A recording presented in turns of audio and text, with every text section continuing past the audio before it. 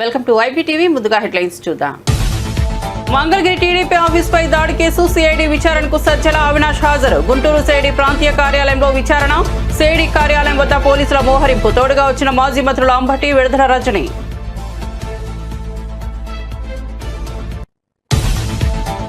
సరిహద్దుల్లో పాక్ కాల్పులు, తెలుగు జవాన్ వీరమరణం. జమ్మూ కాశ్మీర్లో పాకిస్తాన్ జరిపిన కాల్పుల్లో తెలుగు జవాన్ మురళీ నాయక్ మృతి.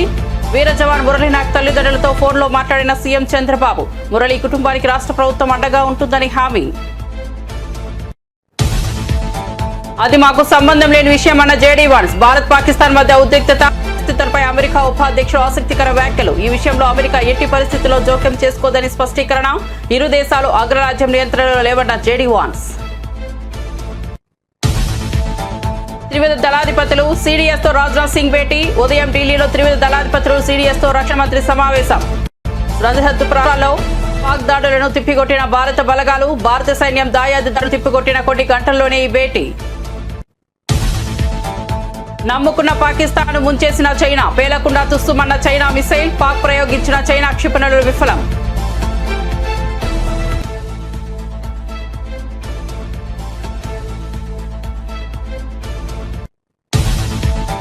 ఐపీఎల్ ఒక వారం పాటు నిలిపివేస్తున్నామన్న బీసీసీ అధికారిక ప్రకటన. భారత్ పాక్ మధ్య తీవ్ర ఉద్రిక్తతలు. సరిహద్దుల్లో యుద్ధ వాతావరణం. ఐపీఎల్ నిర్వహణపై కీలక నిర్ణయం తీసుకున్న బీసీసీఐ. దేశ భద్రత కంటే ఏది ముఖ్యం కాదన్న భారత క్రికెట్ బోర్డు. ఇక వార్త వివరాల్లోకి వెళ్తే, పాకిస్తాన్ వాడిన టర్కీకి చెందిన సోంగర్ యువియవి డ్రోన్లను భారత సాయుధ దళాలు విజయవంతంగా తిప్పికొట్టినట్లు కల్నల్ షోఫియా ఖురేషి తెలిపారు. పంజాబ్లోని బఠిండా సైనిక స్థావరంపై దాడి చేయడానికి పాక్ డ్రోన్ ప్రయత్నించగా అది విఫలమైంది. భారత దళాలు కైనెటిక్, నాన్ కైనెటిక్ పద్ధతులను ఉపయోగించి ఈ డ్రోన్ నిఘాదారులను అడ్డుకున్నాయి. ఇవి నిఘా సేకరణ కోసం పంపిన యుఏవిఎస్ అని గుర్తించిన భారత బలగాలు వాటిని తక్షణమే నిర్వీర్యం చేసినట్లు తెలిపారు. इस्तेमाल घुसपैठ का प्रयास करने के लिए किया गया. भारतीय सशस्त्र बलों ने काइनेटिक्स व नॉन काइनेटिक साधनों का उपयोग करके इनमें से कई ड्रोन्स को मार गिराया. इतने बड़े पैमाने पर हवाई घुसपैठों का संभावित उद्देश्य वायु रक्षा प्रणालियों का परीक्षण करना और खुफिया जानकारी इकट्ठा करना था. ड्रोन के मलबे की फोरेंसिक जांच की जा रही है.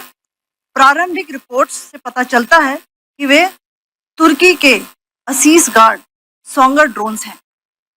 इसके उपरांत रात में पाकिस्तान के एक सशस्त्र यूएवी ने भटिंडा सैन्य स्टेशन को निशाना बनाने की कोशिश भी की, जिसे पकड़ा गया और उसे निष्क्रिय कर दिया गया. पाकिस्तानी हमले के जवाब में पाकिस्तान में 4 हवाई रक्षा स्थलों पर सशस्त्र ड्रोन्स लॉन्च किए गए.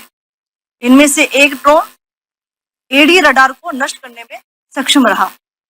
पाकिस्तान ने जम्मू कश्मीर के तंगधार, उरी, पुंछ, मेंढर, राजौरी, अखनूर और उधमपुर में भारी कैलिबर आर्टिलरी गन और सशस्त्र ड्रोन्स का उपयोग करके नियंत्रण रेखा के पार गोलीबारी भी की, जिसके परिणाम स्वरूप भारतीय सेना के कुछ जवान हताहत हुए और घायल हुए.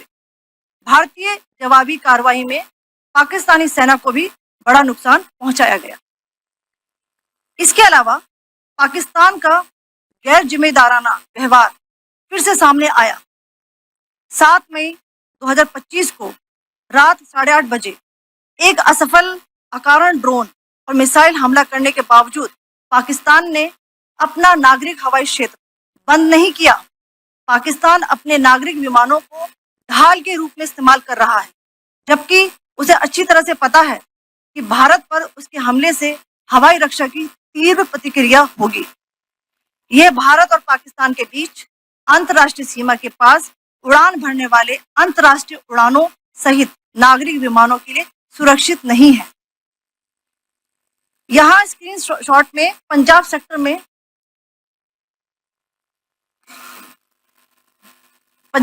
में हाई एयर डिफेंस अलर्ट स्थिति के दौरान एप्लीकेशन फ्लाइट रडार 24 का डेटा दिखाया गया है. जैसा कि आप देख रहे हैं, यहाँ पर भारतीय पक्ष का हवाई क्षेत्र घोषित बंद के कारण नागरिक हवाई यातायात से पूरी तरह से रहित है. कराची और लाहौर लाहौर के बीच के हवाई अड्डे मार्ग पर नागरिक एयरलाइंस उड़ान भर रही है। हाई अलर्ट किया गया है विमान फ्लाइनेस एविएशन का एयरबस 320, जैसा कि आप यहाँ देख रहे हैं, जो कि शाम को 5:50 दमम से शुरू। వైసీపీ ప్రభుత్వ హయాంలో మంగళగిరిలోని తెలుగుదేశం పార్టీ కార్యాలయంపై జరిగిన దాడి ఘటనకు సంబంధించిన కేసులో వైసీపీ ప్రధాన కార్యదర్శి సజ్జల రామకృష్ణారెడ్డి విచారణకు హాజరయ్యారు. గుంటూరులోని సిఐడి ప్రాంతీయ కార్యాలయంలో జరిగిన విచారణకు మరో నేత దేవినేని అవినాష్తో కలిసి హాజరయ్యారు. మంగళగిరిలోని టీడీపీ కేంద్ర కార్యాలయంపై జరిగిన దాడి అప్పట్లో సంచలనమైంది. ఈ ఘటనకు సంబంధించి సజ్జల రామకృష్ణారెడ్డిపై కేసు నమోదైంది. ఈ నేపథ్యంలో సిఐడి అధికారులు జారీ చేసిన నోటీసుల మేరకు గుంటూరులోని సిఐడి ప్రాంతీయ కార్యాలయంలో విచారణకు హాజరయ్యారు. రావడం ఏంది రాక ముందు నుంచే ఎన్నికల కమిషన్ పరిధిలో ఇంకా మేము అధికారంలో ఉండగానే జగన్మోహన్ రెడ్డి గారు వైఎస్ఆర్సీపీ అధికారంలో ఉండగానే ఎన్నికల కమిషన్ పరిధిలోకి వచ్చిందని చెప్పి దాని ద్వారా ఎంత అడ్డగోలుగా వ్యవహరించారో, ఎంత రాజ్యాంగ విరుద్ధంగా రాజ్యాంగాన్ని ఉల్లంఘించి వైలెన్స్ క్రియేట్ చేశారో అందరూ చూసాం. ఇంకా ఆ తర్వాత ఏకంగా పరిపాలనలోకి వచ్చినాక పథకం ప్రకారం ఏ అంటే అది రాసుకోవడం, నువ్వు సంతకం పెడతావో లేదో వచ్చిన వాడికి అక్కడ ఉన్నా ఉండకపోయినా కేసు పెట్టడం, మేజిస్ట్రేట్ దగ్గర తీసుకోవడం, రిమాండ్కి పంపించడం, ఆ తర్వాత ఇంకోటి ఏదో పెట్టడం. దానికేమో ఆ టైంలో ఎవరైతే నిందితుడిగా వీళ్ళు పెడుతున్నారో వాళ్ళు అక్కడ ఉండడం అవసరంలా, లేదా రాయించిన వాడు ఎవడో వాడికి వీడికి పరిచయం కూడా అవసరంలా. కేవలం ఈ నిందితుల మీద చంద్రబాబు గారి దగ్గర మొదలు పెడితే కింద వరకు స్థానిక నాయకుడి వరకు ఎవరికైనా కోపం ఉంటే చాలు, అది వ్యక్తిగతమైన కావచ్చు, ఇంకో రకమైనదా కావచ్చు, పెట్టు కేసు ఎత్తి ముందు లోపల పడేది. వేల మంది అవుతున్నారు. మాకు కావాలి అప్పుడు ఎమ్మెల్యేగా, అప్పుడు ఎప్పుడుదో పాతది కంప్లైంట్, మా హయాంలోనే కంప్లైంట్ ఇచ్చారు టీడీపీ వాళ్ళు ఎవరు, దాన్ని ఇప్పుడు ఓపెన్ చేసి 307 పెట్టి ఆయన మీద ఒక కేసు పెట్టారు. నిన్నటికి రాత్రి ఇప్పుడే ఇంతకుముందే తెలిసింది, కల్తేరు మా పార్టీ ఎంపీటీసీ ఎస్సీ మహిళ తెల్లవారుదామున 3 గంటలకు వెళ్లి ఆమె దుస్తులు మార్చుకుని వస్తాను, నైటీలో ఉన్నానంటే కూడా వినకుండా బలవంతంగా 20-30 మంది వచ్చి అలాగే ఆమె నైటీలో ఉన్న ఆమెను తీసుకెళ్లి, మహిళని కూడా చూడకుండా తీసుకెళ్లేసి వేశారు. ఇప్పుడు ఐ థింక్ కోర్టులో పెట్టబోతున్నాం. చట్టం క్లియర్ గా చెప్తోంది, చీకటి పడిన తర్వాత కానీ ఇంకో రకం కానీ మహిళల విషయంలో ఎట్లా వ్యవహరించాలనేది క్లియర్ కట్ ప్రొసీజర్ ఉంది, ఇన్స్ట్రక్షన్స్ ఉన్నాయి, గైడ్ లైన్స్ కూడా కాదు, స్పెసిఫిక్ ఉన్నాయి, సుప్రీంకోర్టు ఆర్డర్స్ ఉన్నాయి. అంటే టెర్రర్ క్రియేట్ చేస్తున్నారు, రాజ్యాంగాన్ని వాడుకొని టెర్రర్ క్రియేట్ చేయడం, వ్యవస్థీకృతమైన టెర్రర్, రాజ్యాంగం వాడుకొని మిస్యూజ్ చేసి టెర్రర్ క్రియేట్ చేయడం. ఇంత పథకం ప్రకారం ఎప్పుడూ 70s లో లాటిన్ అమెరికన్ కంట్రీస్ లో వినేవాళ్ళం, నియంతల పాలనలో. అంతకుముందు ఎక్కడ జర్మనీలో అక్కడ చదువుకునే వాళ్ళం. ఇప్పుడు మోడర్న్ ఆధునికంగా తయారైన మన రాజ్యాంగం దీంట్లో కూడా దీన్ని మిస్యూజ్ చేయొచ్చు, ఎంతవరకు వెళ్లొచ్చు అనేది చంద్రబాబు నాయుడు గారు ఆయన ప్రభుత్వం చూపిస్తున్నారు. ఈ కేసు రాత్రి చెప్తాడు, అర్ధరాత్రి ఎందుకు పోవాలి, వద్దన పోవచ్చు. నిజంగా నువ్వు కేసు ఉంది అనుకున్నా కూడా అది కూడా జరిగింది, పిల్లలకు సంబంధించింది ఏదో జరిగింది. వీళ్ళు పెట్టిన కేసు తీసుకోలేదు, ఎస్సీ కేసు పెట్టి అటువైపు నుంచి పెట్టిన వాళ్ళ కేసు మాత్రమే తీసుకుని వీళ్ళని అరెస్ట్ చేసి తీసుకెళ్ళారు. న్యాయాలు పక్కన పెడితే ఒక మహిళతో ఎట్లా డీల్ చేయాలనేది కూడా చేయలేదంటే వీళ్ళు ఎక్కడికి దిగజారిపోతున్నారు. కేవలం ఒక రౌడీలు ఎట్లా బిహేవ్ చేస్తారో, మేము ఇదిగో దౌర్జన్యం చేస్తామనే విషయం తెలిసి భయపడాలి మీరందరూ అని చెప్పడానికే ఇవన్నీ చేస్తున్నారేమో అని అనిపిస్తుంది. ఆపరేషన్ సింధూర్ తర్వాత భారత్ పాకిస్తాన్ మధ్య ఉద్రిక్త వాతావరణం నెలకొన్న విషయం తెలిసిందే. ఈ ఆపరేషన్ ను సహించలేని దాయాది పాకిస్తాన్ వక్రబుద్ధితో భారత సరిహద్దు ప్రాంతాలపై క్షిపణి, డ్రోన్ దాడులకు పాల్పడుతోంది. ఈ క్రమంలో జమ్మూ కాశ్మీర్ లో పాకిస్తాన్ జరిపిన కాల్పుల్లో తెలుగు జవాన్ వీరమరణం పొందారు. మృతి చెందిన జవాన్ ను మురళి నాయక గుర్తించారు. వీర జవాన్ది ఏపీలోని సత్యసాయి జిల్లా గోరంట్ల మండల పరిధిలోని కల్లితండా. గురువారం రాత్రి సరిహద్దు వెంబడి పాక్ కాల్పులు జరపగా మన సైన్యం కూడా దీటుగానే బదులిచ్చింది. ఈ ఎదురు కాల్పుల్లో మురళి నాయక్ చనిపోయినట్లు సమాచారం. శనివారం స్వగ్రామానికి వీర జవాన్ పార్థివ దేహం రానున్నట్లు తెలుస్తోంది. భారత్ పాకిస్తాన్ మధ్య ఉద్రిక్తత పరిస్థితులపై అమెరికా ఉపాధ్యక్షుడు జేడీ వాన్స్ ఆసక్తికర వ్యాఖ్యలు చేశారు. అది తమకు సంబంధం లేని విషయమని అన్నారు. అందులో అమెరికా ఎట్టి పరిస్థితుల్లో జోక్యం చేసుకోదని స్పష్టం చేశారు. దాయాది దేశాల మధ్య వివాదం తమకు సంబంధించినది కాదని, ఇరు దేశాలు అగ్రరాజ్యం నియంత్రణలో లేవని వాన్స్ పేర్కొన్నారు. అమెరికా ఉపాధ్యక్షుడు శుక్రవారం ఫాక్స్ న్యూస్ తో మాట్లాడుతూ భారత్ పాక్ మధ్య నెలకొన్న వివాదం సాధ్యమైనంత త్వరగా సమసిపోవాలని అమెరికా కోరుకుంటోందన్నారు. అయితే ఈ దేశాలను తాము నియంత్రించలేమని, ప్రాథమికంగా భారత్ కు పాక్ తో విభేదాలు ఉన్నాయని తెలిపారు. ఈ విషయంలో యుఎస్ చేయగలిగేది ఏమిటంటే ఈ ఘర్షణను కొంచెం తగ్గించమని ఇరు దేశాలను కోరడం మాత్రమేనని ఆయన చెప్పుకొచ్చారు. రక్షణ మంత్రి రాజ్నాథ్ సింగ్ త్రివిధ దళాధిపతులు సిడిఎస్ తో సమావేశమయ్యారు. సరిహద్దు రాష్ట్రాల్లో దాయాది పాక్ దాడులను భారత బలగాలు తిప్పికొట్టిన నేపథ్యంలో న్యూఢిల్లీ ఈ ఉదయం కీలక భేటీ మొదలైంది. రాజస్థాన్, గుజరాత్ పై పాకిస్తాన్ డ్రోన్లు, మిసైల్ దాడులను భారత సైన్యం తిప్పికొట్టిన కొన్ని గంటల్లోనే ఈ సమావేశం జరగడం గమనార్హం. పహల్గామ్ ఉగ్రదాడికి ప్రతీకారంగా భారత సైన్యం ఆపరేషన్ సింధు నిర్వహించింది. ఈ ఆపరేషన్ ద్వారా పీఓకే పాకిస్తాన్లలో ఉగ్రవాద స్థావరాలపై క్షిపణి దాడులు నిర్వహించింది. 9 ప్రాంతాల్లో భారత బలగాలు చేపట్టిన ఈ దాడుల్లో సుమారు 100 మంది వరకు ఉగ్రవాదులు మృతి చెందారు. ప్రస్తుతం ఈ ఆపరేషన్ కొనసాగుతున్నట్లు గురువారం అఖిలపక్ష సమావేశంలో రక్షణ మంత్రి వెల్లడించారు. భారత్, పాకిస్తాన్ మధ్య ఉద్రిక్తతలు కొనసాగుతున్న వేళ ఆపరేషన్ సింధు సమయంలో పాకిస్తాన్ సైన్యం చైనా నుంచి సేకరించిన ఆయుధ వ్యవస్థలు దారుణంగా విఫలమైనట్టు తెలుస్తోంది. భారత దాడులను ఎదుర్కోవడంలో ఈ ఆయుధాలు నిష్ఫలమవడమే కాకుండా కొన్ని పేలకుండానే కింద పడిపోయిన ఘటనలు వెలుగు చూశాయి. ఈ పరిణామాలతో చైనా ఆయుధాల నాణ్యతపై తీవ్ర సందేహాలు వ్యక్తమవుతున్నాయి. పంజాబ్లోని హోషియాపూర్లో పాకిస్తాన్ ప్రయోగించిన Chinese PL-15 long range air క్షిపణి పేలకుండా పడి ఉండటాన్ని భారత బలగాలు గుర్తించాయి. మరోవైపు లాహోర్లోని పాకిస్తాన్ వైమానిక స్థావరంలో ఏర్పాటు చేసిన చైనా నిర్మిత HQ-9B ఎయిర్ డిఫెన్స్ వ్యవస్థను భారత దళాలు ధ్వంసం చేశాయి. భారత డ్రోన్ దూసుకున్న ఈ ఎయిర్ డిఫెన్స్ సిస్టమ్ ఏమీ చేయలేకపోయింది.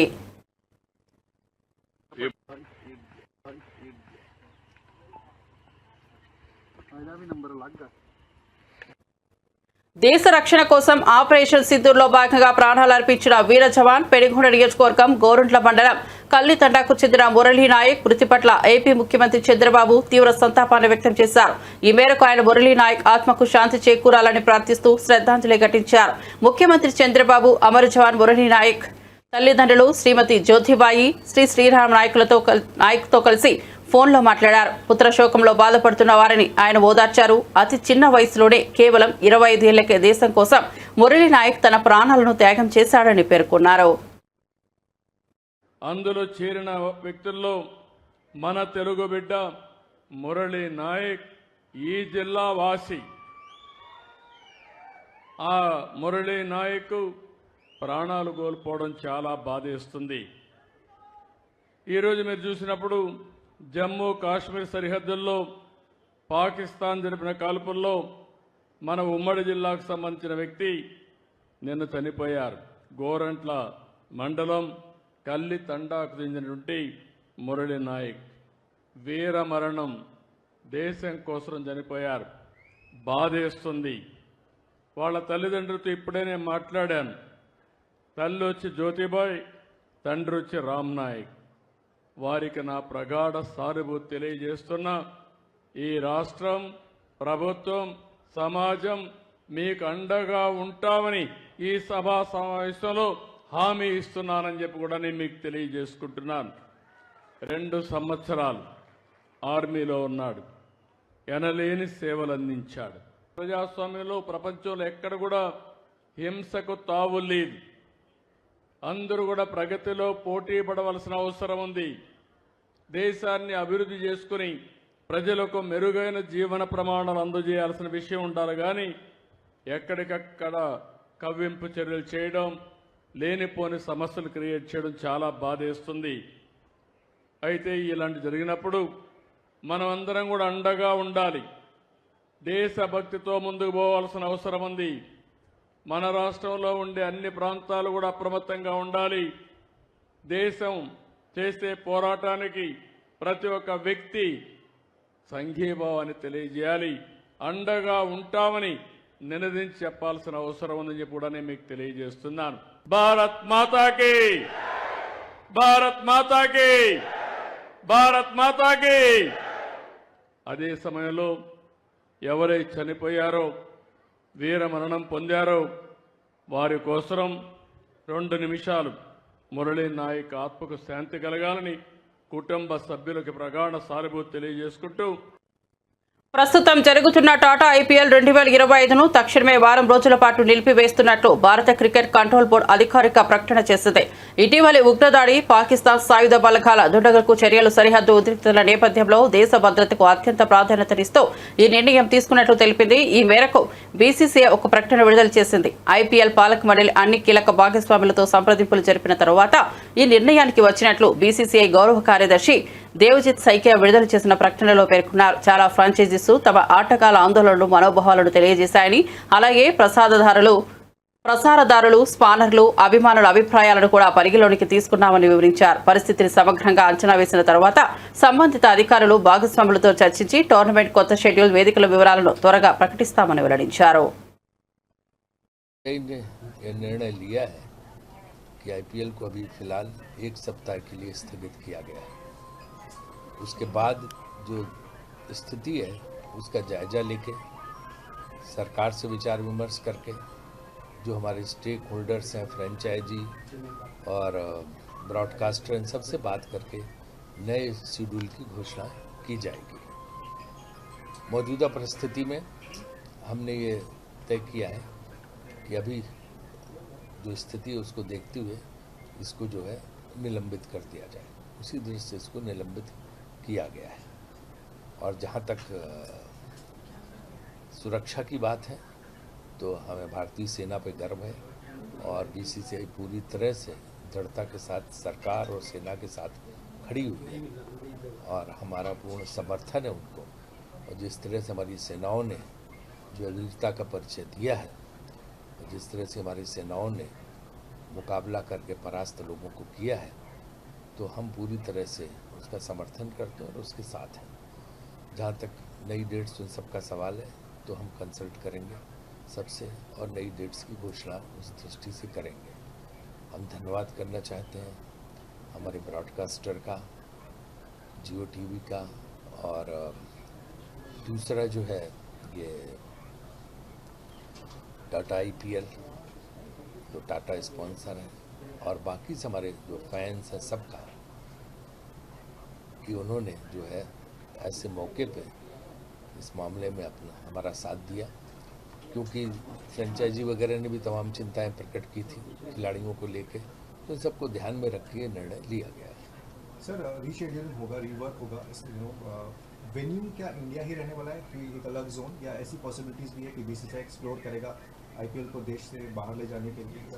नहीं, देखिए अभी ऐसा कुछ था नहीं। नया शेड्यूल जो बीसीसीआई के सेक्रेटरी मिस्टर सैकिया ने प्रेस नोट जारी किया है उसमें स्पष्ट है कि जो नया शेड्यूल बनाया जाएगा उसमें सारा विचार विमर्श करके ही जो है नया शेड्यूल बनाया जाएगा। जो स्टेक होल्डर्स हैं उन सबसे बात करके उस दृष्टि से जो है नए शेड्यूल की घोषणा की जाएगी और निश्चित रूप से नया शेड्यूल आएगा, लेकिन उस समय परिस्थितियों आकलन करके हम निर्णय लेंगे।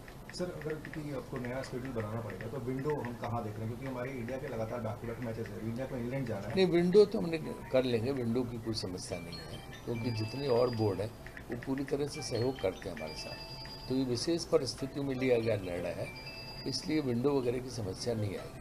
1 हफ्ता सर ये सस्पेंशन है, ऐसे में जो ओवरसीज प्लेयर्स हैं क्या वो फ्लाई बैक करेंगे या फिर ये उनके ऊपर है, ओवरसीज प्लेयर्स के उनका अपना निजी फैसला है कि क्या करते हैं। फ्रेंचाइजी का अपना फैसला है कि ओवरसीज प्लेयर्स के साथ क्या करते हैं, उनका ट्रैवल की जो आइटनरी है वो क्या बनाते हैं।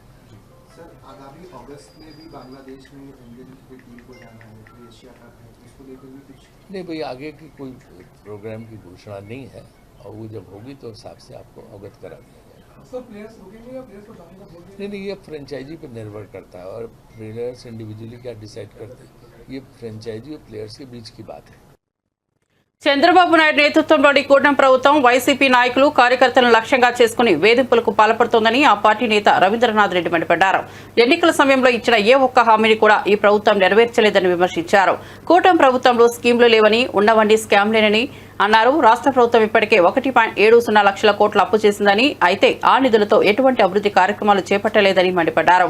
కేవలం కక్ష సాధింపు చర్యలకే ప్రభుత్వం ప్రాధాన్యత ఇస్తోందని దుయ్యబట్టారు. సాక్షి దినపత్రిక ఎడిటర్ ధనంజయ రెడ్డి ఇంటిపై పోలీసులు ఎలాంటి ముందస్తు నోటీసులు జారీ చేయకుండా దాడులు నిర్వహించడం పూర్తిగా అప్రజాస్వామికమని రవీంద్రనాథ్ రెడ్డి అన్నారు. ప్రభుత్వ అక్రమాలను, వైఫల్యాలను ప్రశ్నిస్తున్న సాక్షి మీడియా ప్రతినిధులను భయభ్రాంతులకు గురి చేస్తున్నారని, అక్రమ కేసులు బనాయిస్తామని బెదిరింపులకు పాల్పడుతున్నారని ఆరోపించారు. ఈ రాష్ట్రంలో మాత్రం అటువంటి పరిస్థితి లేదు. ఈ రాష్ట్రంలో అంతా కూడా వైఎస్ఆర్ కాంగ్రెస్ పార్టీ కార్యకర్తలను, నాయకులను హింస చేసే కార్యక్రమం, సోషల్ మీడియా వాళ్ళను హింసించే కార్యక్రమం, లేని కేసులన్నీ కూడా పెట్టి ఇబ్బంది చేసే కార్యక్రమం, ఇవన్నీ గత 10 నెలలుగా ఇదే కార్యక్రమంలో ఉంది. మేనిఫెస్టోలో చెప్పింది అమలు చేయలేదు, కానీ ఈ ప్రభుత్వం ఒక్కటి కొన్ని 600 చిల్లర హామీలు ఇవ్వడం జరిగింది. దాంట్లో ముఖ్యంగా 163 చెప్పడం జరిగింది. దాంట్లో మరీ ముఖ్యంగా సూపర్ 6 చెప్పడం జరిగింది. సూపర్ 6 600 పక్కకు పోయినాయి, 160 పక్కకు పోయింది. ఇప్పుడు సూపర్ 6 అనేది కూడా అమలు చేసిన పరిస్థితి ఏమీ లేదు. సూపర్ 6లో ఒక్కటి కూడా అమలు చేయకపోగా, ఈ రాష్ట్రంలో అభివృద్ధి అనేది చేయకపోగా, ఎక్కడ చూసినా అప్పులు చేసేసి 1,70,000 కోట్ల రూపాయలు అప్పులు చేసి లంచాలు కమిషన్ల కోసం పనిచేస్తున్న ఈ ప్రభుత్వం నిజంగా కూడా చాలా దారుణం. ప్రజలు ఎవరు కూడా ఇట్లా ఊహించలే. సో ఆ రకంగా చేస్తున్న ఈ దుర్మార్గమైన చర్యలను తీవ్రంగా ప్రతి ఒక్కరు కూడా, ప్రజలందరూ కూడా ఖండించాల్సిన అవసరం తప్పకుండా ఉంది. దీనికి పరాకాష్ఠగా సాక్షి పత్రిక పైన సంపాదకుని ఇంటిపైన పడి వాళ్ళ కుటుంబ సభ్యులందరినీ కూడా భయభ్రాంతులను చేసే కార్యక్రమం చేసిన పరిస్థితి. ఓ సర్చ్ వారెంట్ లేదు, ఏమీ లేదు. ఏమంటే సాక్షి పత్రిక అనేది ప్రజల ఏదైతే ఈ సూపర్ 6 అమలు చేయలేదో ఇది మతికి చేస్తూ ప్రజలకు మేలు చేసే విధంగా, ఈ ప్రభుత్వాన్ని క్వశ్చన్ చేసే విధంగా రాస్తున్న పత్రిక తప్ప వేరే ఏం లేదు. సో తనకు అనుకూలంగా లేదని చెప్పేసేసి, అంటే పచ్చపత్రిక మాదిరి బాకా ఊదలేదని సంపాదకుని ఇంటిపైన సర్చ్ వారెంట్ లేకుండా ఇంటిపైన దారుణంగా దండయాత్ర చేసే కార్యక్రమం. సో అదే కాకుండా సాక్షి విలేకరులను ఇబ్బంది చేసే కార్యక్రమం, సోషల్ మీడియా వాళ్ళను ఇబ్బంది చేసే కార్యక్రమం, ఎక్కడ పడితే అక్కడ కేసులు పెట్టే కార్యక్రమం, క్వశ్చన్ చేసే వాళ్ళందరినీ కూడా భయభ్రాంతులను చేసే కార్యక్రమంలో భాగంగానే ఈ కేసులు, దొంగ కేసులన్నీ పెట్టి ఒకటి కాదు ఒక్కొక్కరిపైన 10 కేసులు, 15 కేసులు 15 ఊర్లలో. భారత్ పాకిస్తాన్ సరిహద్దుల్లో పెరుగుతున్న ఉద్రిక్తతలు, పౌరుల మరణాలపై జమ్మూ కాశ్మీర్ మాజీ ముఖ్యమంత్రి మెహబూబా ముఫ్తీ తీవ్ర ఆగ్రహం వ్యక్తం చేశారు. నేడు శ్రీనగర్లో ఏర్పాటు చేసిన విలేకరుల సమావేశంలో ఆమె భావోద్వేగానికి గురై కన్నీటి పర్యంతమయ్యారు. ఇరు దేశాలు తక్షణమే సంయమనం పాటించాలని, చర్చల ద్వారా సమస్యలను పరిష్కరించుకోవాలని ఆమె విజ్ఞప్తి చేశారు. సరిహద్దుల్లో అమాయక పౌరులు, ముఖ్యంగా చిన్నారులు ప్రాణాలు కోల్పోవడం అత్యంత విచారకరమని మెహబూబా ముఫ్తీ అన్నారు. సరిహద్దుల్లో జరుగుతున్న మరణాలు విచారకరం. ప్రాణాలు కోల్పోతున్న అమాయక చిన్నారుల తప్పేంటి? తక్షణమే సంయమనం పాటించడం, ఉద్రిక్తతలను తగ్గించడం చాలా అవసరమని పేర్కొన్నారు. ప్రస్తుత పరిస్థితిని విజ్ఞతతో అదుపులోకి తీసుకురావడం అత్యంత కీలకమని ఆమె పేర్కొన్నారు. अयान अरूबा जो ट्विंस हैं खेल रहे थे, तो उसके बाद उनकी खून से लथपथ लाश है. इसी तरह इर्तिजा अब्बास 7 साल का बच्चा जो उस पार के वहाँ कश्मीर का है. तो मुझे समझ नहीं आता है कि इसमें ये जो हालात हैं इसमें बच्चों का क्या कसूर है, औरतों का क्या कसूर है जो इस वक्त इस क्रॉस फायर में फंस रहे हैं, मुश्किलात में हैं. तो पुलवामा हो या पहलगाम हो, ये दोनों ऐसे हादसे हैं जिन्होंने हमें याद दिलाता है कि इसने 2 मुल्कों को तबाही के दहाने पे लाया, यानी कि इस पूरे रीजन को कैटास्ट्रॉफी के दहाने पे लाया. और अगर खुदा ना खास्ता ये आगे चलता है तो पूरी दुनिया में बर्बादी होने का खतरा है. तो करगिल हो, पठानकोट हो, पुलवामा हो या पहलगाम हो, तो हमने देखा है कि मिलिट्री एक्शन जब भी होता है वो सिम्टम का इलाज करता है, वो बीमारी की जड़ तक नहीं पहुंच पाता है. तो इसलिए उससे कोई हमें ना तो हल मिल जाता है और ना ही कोई उससे अमन जो हमेशा कायम रहे वो मिल जाता है. तो ऐसे में मैं समझती हूँ कि जो हमारा मुल्क है वो पूरी दुनिया में एक बहुत बड़ी फोर्स बन के उभर रहा है इस वक्त. और इसी तरह पाकिस्तान के अंदरूनी हालात भी अच्छे नहीं है, वो हम सब जानते हैं. तो ऐसे में दोनों मुल्कों का कोशिश ये होनी चाहिए कि हम आपस में जो है पॉलिटिकल इंटरवेंशन होना चाहिए। मिलिट्री इंटरवेंशन से कुछ हासिल नहीं होगा। हम देख रहे हैं पुलवामा के बाद भी एक इसी तरह से बालाकोट हो गया, तो उसके बाद क्या हुआ? आज पहलगाम हुआ, तो इसके बाद ये जो हो गया आर पार जो इस वक्त हो रहा है। బులెటిన్ ముగించే ముందు హెడ్లైన్స్ మరోసారి చూద్దాం. మంగళగిరి టీడీపీ ఆఫీస్పై దాడి కేసు సిఐడి విచారణకు సజ్జల అవినాష్ హాజరు. గుంటూరు సిఐడి ప్రాంతీయ కార్యాలయంలో విచారణ. సిఐడి కార్యాలయం వద్ద పోలీసుల మోహరింపు. తోడుగా వచ్చిన మాజీ మంత్రులు అంబటి, విడుదల రజని.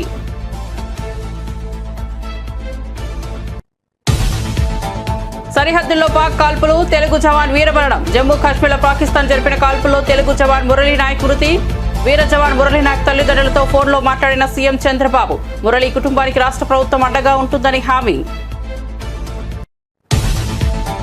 అది మాకు సంబంధం లేని విషయం అన్న జేడీ వాన్స్. భారత్ పాకిస్తాన్ మధ్య ఉద్రిక్తత పరిస్థితులపై అమెరికా ఉపాధ్యక్షుడు ఆసక్తికర వ్యాఖ్యలు. ఈ విషయంలో అమెరికా ఎట్టి పరిస్థితుల్లో జోక్యం చేసుకోదని స్పష్టీకరణ. ఇరు దేశాలు అగ్రరాజ్యం నియంత్రణలో లేవన్న జేడీ వాన్స్. త్రివిధ దళాధిపతులు సిడిఎస్ తో రాజ్నాథ్ సింగ్ భేటీ. ఉదయం ఢిల్లీలో త్రివిధ దళాధిపతులు సిడిఎస్ తో రక్షణ మంత్రి సమావేశం. సరిహద్దు ప్రాంతాల్లో పాక్ దాడులను తిప్పికొట్టిన భారత బలగాలు. భారత సైన్యం దాయాది దాడులు తిప్పికొట్టిన కొన్ని గంటల్లోనే ఈ భేటీ. నమ్ముకున్న పాకిస్తాన్ ముంచేసిన చైనా. పేలకుండా తుస్సుమన్న చైనా మిసైల్. పాక్ ప్రయోగించిన చైనా క్షిపణులు విఫలం.